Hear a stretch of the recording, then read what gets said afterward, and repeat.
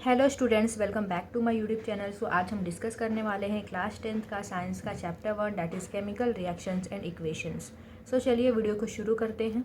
सो chemical reaction क्या होता है? केमिकल रिएक्शन एक ऐसा प्रोसेस होता है जिसमें एक या फिर एक से ज़्यादा सब्सटेंस से एक नया सब्सटेंस बनता है नई प्रॉपर्टीज़ के साथ। उसे हम केमिकल रिएक्शन बोलते हैं। जैसे हमने एक सब्सटेंस लिया है मिल्क। मिल्क से क्या बनता है? मिल्क से कर्ड बनता है। तो कर्ड क्या है? एक नया सब्सटेंस फॉर्म हो रहा है।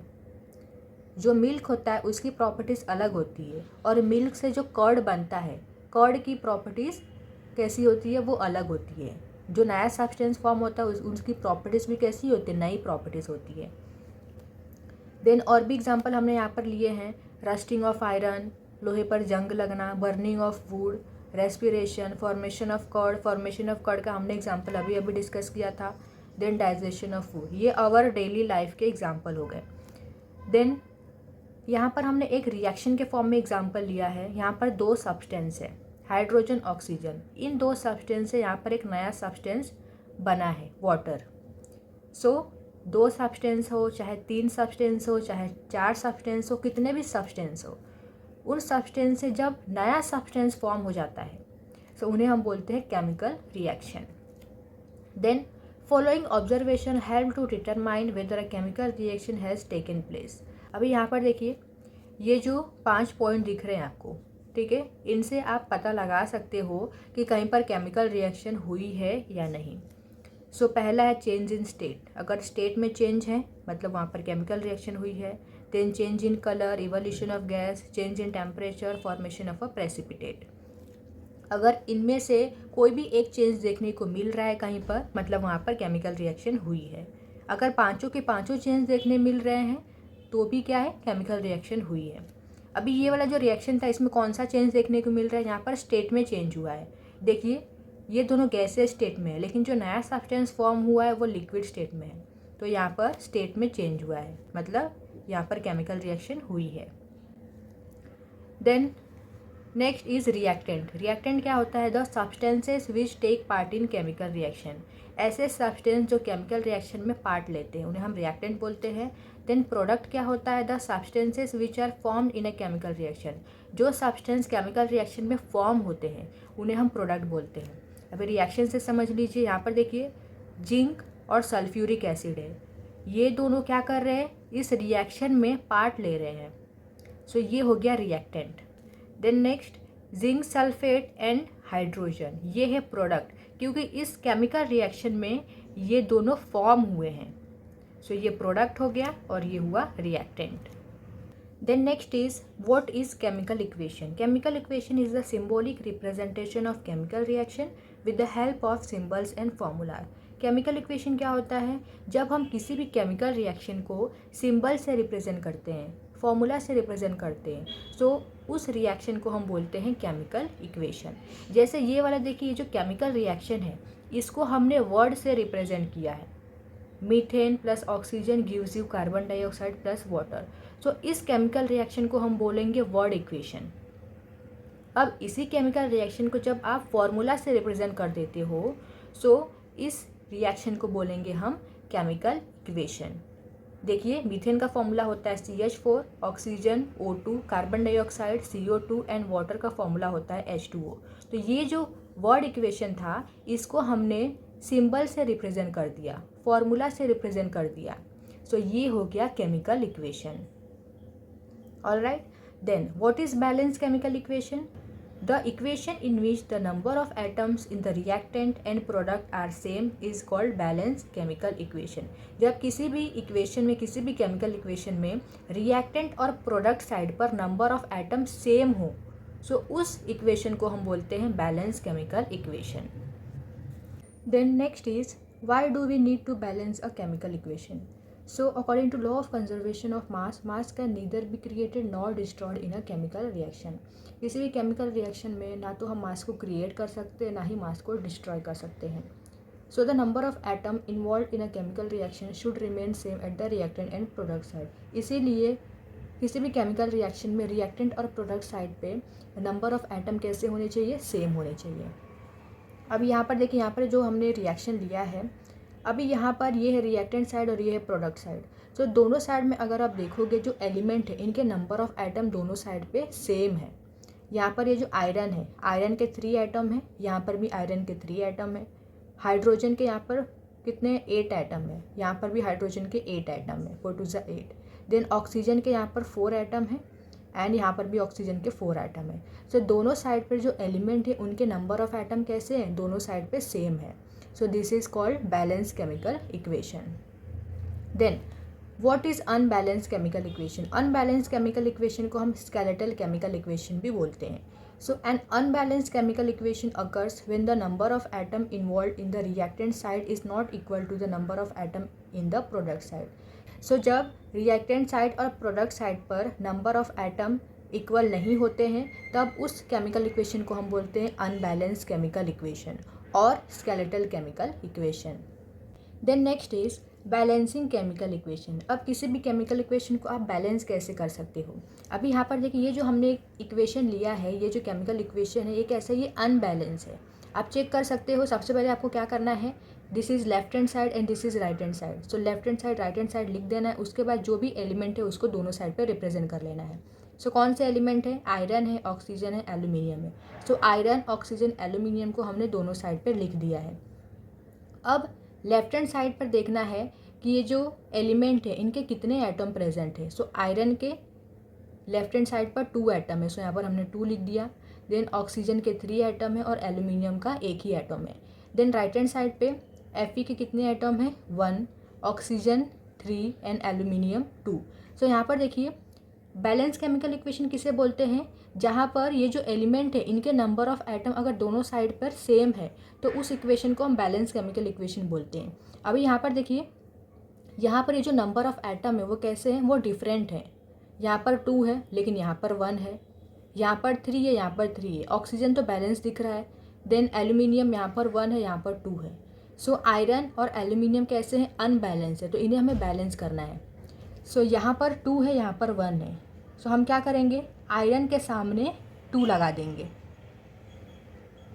सो ये है आयरन, तो इसके सामने हम लगा देंगे 2। सो आयरन बैलेंस हो गया, यहाँ पर 2 है, यहाँ पर भी 2 है। अब नेक्स्ट ऑक्सीजन तो पहले से बैलेंस है। अब एल्यूमिनियम देखिए, यहाँ पर 1 है, यहाँ पर 2 है, तो यहाँ पर हमें 2 करना है। सो एल्यूमिनियम के सामने हम लगा देंगे 2। सो ये रहा एल्यूमिनियम, सो इसके फ्रंट में हम लगा देंगे 2। ये जो आप कोएफिशिएंट लगाते हो, ये आपको ये जो एलिमेंट है इसके सामने ही लगाना है। आप नीचे नहीं लगा सकते या फिर इन दोनों के बीच में नहीं लगा सकते कहीं पर। हमेशा ये जो नंबर होता है, ये जो कोएफिशिएंट होता है, इसको हम सामने लगाते हैं, फ्रंट में लगाते हैं। अब देखिए, नंबर ऑफ एटम दोनों साइड पर इक्वल हो चुके हैं, सेम है। यहाँ पर 2 है, यहाँ पर भी 2 है, यहाँ पर 3 है, यहाँ पर भी 3 है, यहाँ पर 2 है, यहाँ पर भी 2 है। अब ये जो इक्वेशन ये कैसा है, बैलेंस हो गया है। This is balance chemical equation. Then second equation देखिए, अभी ये भी अनबैलेंस केमिकल इक्वेशन है। सबसे पहले हमें क्या करना, लेफ्ट हैंड साइड और राइट हैंड साइड पर जो भी एलिमेंट है इस रिएक्शन में उसे हम रिप्रेजेंट कर लेंगे। सो हाइड्रोजन ऑक्सीजन है, तो हाइड्रोजन ऑक्सीजन को हमने लिख दिया है और जितने भी एटम प्रेजेंट है लेफ्ट हैंड और राइट हैंड साइड पर हमने वो भी लिख दिया है। अभी हाइड्रोजन के 2 एटम हैं और यहाँ पर भी राइट हैंड साइड में भी हाइड्रोजन के 2 एटम है। सो दोनों साइड पर 2 2 है, तो ये तो बैलेंस है। लेकिन ऑक्सीजन देखिए, ऑक्सीजन बैलेंस नहीं है, यहाँ पर 2 है, यहाँ पर 1 है। सो यहाँ पर भी हमें 2 करना है, तो हम क्या करेंगे, राइट हैंड साइड पर जहाँ पर ऑक्सीजन है, ठीक है, उसके फ्रंट में सामने हम क्या करेंगे, 2 लगा देंगे। तो यहाँ पर हम फ्रंट में लगा देंगे 2। सो ऑक्सीजन तो 2 हो गया, लेकिन ये जो हाइड्रोजन था वो अनबैलेंस हो गया। अभी यहाँ पर देखिए, 2 2 ज़ा 4। राइट हैंड साइड पर हाइड्रोजन के 4 एटम हो चुके हैं। सो यहाँ पर भी हमें 4 करना है। सो हम क्या करेंगे, यहाँ पर फ्रंट में हाइड्रोजन के 2 लगा देंगे। सो 2 2 ज़ा 4। सो अब आप देख सकते हो ये जो इक्वेशन है, केमिकल इक्वेशन, ये बैलेंस हो चुका है। Then next is types of chemical reaction. So chemical reaction का पहला टाइप है कॉम्बिनेशन रिएक्शन। कॉम्बिनेशन रिएक्शन क्या होता है, द रिएक्शन इन विच 2 और more reactant combine to form a single product. तो यहाँ पर 2 या 2 से ज़्यादा रिएक्टेंट आपस में कंबाइन होकर एक सिंगल प्रोडक्ट फॉर्म करते हैं, उसे हम कॉम्बिनेशन रिएक्शन बोलते हैं। जैसे एग्जांपल देखिए, फॉर्मेशन ऑफ वाटर, यहाँ पर 2 रिएक्टेंट हैं, ये दोनों कंबाइन होकर सिंगल प्रोडक्ट बना रहे हैं। देन बर्निंग ऑफ कोल, यहाँ पर भी 2 रिएक्टेंट है, कार्बन ऑक्सीजन, ये दोनों कंबाइन होकर सिंगल प्रोडक्ट फॉर्म कर रहे हैं। So these are the example of combination reaction. Then next type of reaction is decomposition reaction. तो डिकम्पोज का मतलब होता है ब्रेक होना. डेफिनेशन देखिए, the reaction in which a single reactant break down to form 2 और मोर प्रोडक्ट. तो यहाँ पर क्या होता है डिकम्पोजिशन रिएक्शन में, यहाँ पर सिंगल रिएक्टेंट होता है, एक ही रिएक्टेंट होता है और वो रिएक्टेंट ब्रेक हो जाता है, टूट जाता है 2 या 2 से ज़्यादा प्रोडक्ट में. अब यहाँ पर कोई भी चीज़ टूट रही है तो इसके लिए कुछ एनर्जी लग रही होगी. तो इसी बेस पे जो डीकम्पोजिशन रिएक्शन होते हैं वो 3 टाइप के होते हैं. पहला है thermal decomposition reaction, second is electrolytic decomposition reaction and third is photolytic decomposition reaction. So 1 by 1 करके इन तीनों रिएक्शन को हम स्टडी करेंगे. सो पहला है thermal decomposition reaction. So thermal decomposition reaction क्या होता है? So in this reaction decomposition is carried out by heating. So ये जो रिएक्शन होता है वो हीट के द्वारा कैरी किया जाता है. अभी इस रिएक्शन को देखिए, यहाँ पर हमने लिया है कैल्शियम कार्बोनेट. कैल्शियम कार्बोनेट को जब हम हीट सप्लाई करते हैं तो ये कैल्शियम कार्बोनेट हीट को एब्जॉर्ब कर लेता है और ब्रेक हो जाता है कैल्शियम ऑक्साइड और कार्बन डाइऑक्साइड में. Then second is electrolytic decomposition reaction. So in this reaction decomposition is carried out by passing electricity. तो ये जो रिएक्शन होता है वो इलेक्ट्रिसिटी के थ्रू कैरी किया जाता है. जब हम किसी भी सॉल्यूशन में इलेक्ट्रिसिटी को, इलेक्ट्रिक करंट को पास करते हैं तो वो जो सॉल्यूशन होता है वो ब्रेक हो जाता है 2 या 2 से ज़्यादा सब्सटेंस में. तो यहाँ पर हमने लिया है वाटर. वाटर में जब हम इलेक्ट्रिक करंट को पास करते हैं तो ये जो वाटर है ये डिवाइड हो जाता है हाइड्रोजन और ऑक्सीजन में. Then third is photolytic decomposition reaction. In this reaction decomposition is carried out by sunlight. तो ये जो रिएक्शन होता है वो सनलाइट के प्रेजेंस में कैरी किया जाता है. यहाँ पर हमने लिया है सिल्वर क्लोराइड. सिल्वर क्लोराइड को जब आप सनलाइट के प्रेजेंस में रख देते हो तो ये सिल्वर क्लोराइड ब्रेक हो जाता है Ag और Cl2 में. Then third type of reaction is displacement reaction. The reaction in which more reactive element displaces less reactive element from its compound is called displacement reaction. तो displacement reaction में क्या होता है, यहाँ पर जो more reactive element होता है वो compound में से less reactive element को displace कर देता है. जैसे यहाँ पर देखिए जिंक more reactive element है और इस compound में ये जो कॉपर है वो less reactive element है. तो ये जो मोर रिएक्टिव एलिमेंट है जिंक, ये क्या करेगा, ये क्या करता है कॉपर को डिस्प्लेस कर देता है, मतलब कॉपर की जगह ले लेता है. तो यहाँ पर फॉर्म होता है जिंक सल्फेट और कॉपर बाहर आ जाता है. Then fourth type of reaction is double displacement reaction. So a reaction in which new compound are form by mutual exchange of ions between 2 compound is called double displacement reaction. So double displacement reaction क्या होता है, यहाँ पर 2 compound लिए जाते हैं और 2 compound के जब आयन एक्सचेंज हो जाते हैं तो 2 नए कंपाउंड का फॉर्मेशन होता है. तो इस तरीके के रिएक्शन को हम बोलते हैं डबल डिस्प्लेसमेंट रिएक्शन. जैसे यहाँ पर देखिए, यहाँ पर 2 कंपाउंड है, अभी ये दोनों कंपाउंड के आयन एक्सचेंज हो गए हैं और यहाँ पर 2 नया कंपाउंड फॉर्म हुआ है. यहाँ पर देखिए ये जो पहला कंपाउंड है इसका ये जो पॉजिटिव आयन है दूसरे कंपाउंड के नेगेटिव आयन के साथ चला जाता है. सो फॉर्म हो जाएगा सोडियम क्लोराइड. देन ये जो दूसरे कंपाउंड के जो पॉजिटिव आयन है ये पहले कंपाउंड के नेगेटिव आयन के साथ आ जाता है और फॉर्म हो जाता है बेरियम सल्फेट. सो दोनों कंपाउंड के जब आयन एक्सचेंज हो रहे हैं तो यहाँ पर 2 नए सब्सटेंस का फॉर्मेशन हुआ, that is barium sulphate and sodium chloride. Then next is endothermic and exothermic reaction. So endothermic reaction क्या होता है, the reaction in which heat is absorb. ऐसा रिएक्शन जिसमें हीट एब्जॉर्ब होता हो उसे हम बोलते हैं एंडोथर्मिक रिएक्शन. जैसे ये वाला रिएक्शन देखिए, कैल्शियम कार्बोनेट को जब आप हीट सप्लाई करते हो तो ये कैल्शियम कार्बोनेट हीट को एब्जॉर्ब कर लेता है और डिवाइड हो जाता है कैल्शियम ऑक्साइड और कार्बन डाइऑक्साइड में. देन एक्सोथर्मिक रिएक्शन क्या होता है, so the reaction in which heat is release. ऐसा रिएक्शन जिसमें हीट रिलीज होता है, हीट बाहर निकलता है, उस टाइप के रिएक्शन को हम बोलते हैं एक्सोथर्मिक रिएक्शन. एग्जाम्पल देखिए, कैल्शियम ऑक्साइड जब वाटर के साथ रिएक्ट करता है तो बनता है कैल्शियम हाइड्रोक्साइड और साथ ही साथ यहाँ पर हीट रिलीज हो रहा है, हीट बाहर निकल रहा है. सो इस तरीके के रिएक्शन को हम बोलते हैं exothermic reaction. Then oxidation reaction क्या होता है, addition of oxygen to a substance और removal of hydrogen from a substance. So किसी भी सब्सटेंस में ऑक्सीजन का ऐड होना या फिर किसी भी सब्सटेंस से हाइड्रोजन का रिमूव होना, उसे हम ऑक्सीडेशन रिएक्शन बोलते हैं. जैसे यहाँ पर देखिए, यहाँ पर कॉपर ऑक्सीजन अलग है लेकिन यहाँ पर क्या हो रहा है, कॉपर के साथ ऑक्सीजन ऐड हो गया है, ऑक्सीजन का एडिशन हुआ है. Okay, so addition of oxygen को हम क्या बोलते हैं, ऑक्सीडेशन रिएक्शन। या फिर हाइड्रोजन का रिमूवल होता है तो भी उसे हम ऑक्सीडेशन रिएक्शन बोलते हैं। यहाँ पर देखिए नाइट्रोजन हाइड्रोजन साथ में है, लेकिन यहाँ पर क्या हुआ है, हाइड्रोजन अलग हो गया, हाइड्रोजन का रिमूवल हुआ है। So this is oxidation reaction. Then reduction reaction क्या होता है, ये ऑक्सीडेशन रिएक्शन का ऑपोजिट होता है। यहाँ पर क्या होता है, यहाँ पर ऑक्सीजन का रिमूवल होता है और हाइड्रोजन का एडिशन होता है किसी भी सब्सटेंस में। यहाँ पर देखिए पोटेशियम क्लोरेट, यहाँ पर जब हम पोटेशियम क्लोरेट को हीट सप्लाई करते हैं तो इसमें से क्या हुआ, यहाँ पर देखिए ऑक्सीजन का रिमूवल हुआ है, ऑक्सीजन बाहर निकल गया।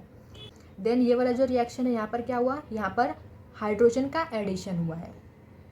सो removal of oxygen from a substance और addition of hydrogen to a substance is called reduction reaction.